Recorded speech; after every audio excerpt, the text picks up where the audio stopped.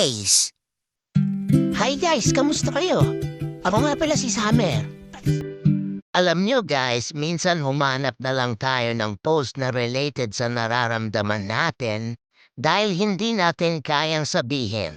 May mga oras sa buhay natin na parang ang hirap sabihin ang tunay na nararamdaman. Di mo kayang isalaysay ng tuwid, parang kulang ang mga salita. Pero alam mo, okay lang yun. Hindi naman lahat ng bagay kailangang nasusukat sa mga salita. Minsan, kahit simpleng hindi natin kayang sabihin ang makakatulong sa pag-unawa. Hindi ito kahinaan, kundi isang pag-amin na hindi perpekto ang buhay. May mga damdamin na di kayang ilarawan at yun ay normal. Ang hindi natin kayang sabihin ay hindi pagtakwil sa komunikasyon, kundi pagpapahayag ng respeto sa sarili.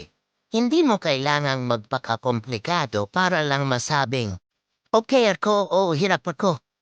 Paminsan-minsan, isang tingin o simpleng kilos ay mas malalim pa sa anumang pagsasalita.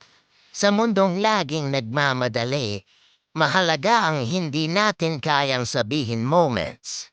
Ito'y nagtuturo sa atin na tanggapin ang sariling limitasyon at maintindihan ang kapwa sa kabila ng hindi pagsasalita.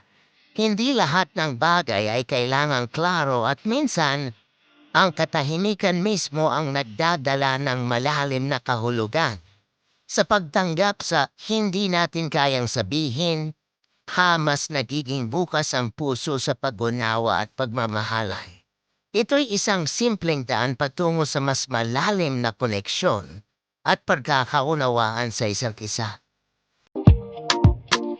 Thanks for watching.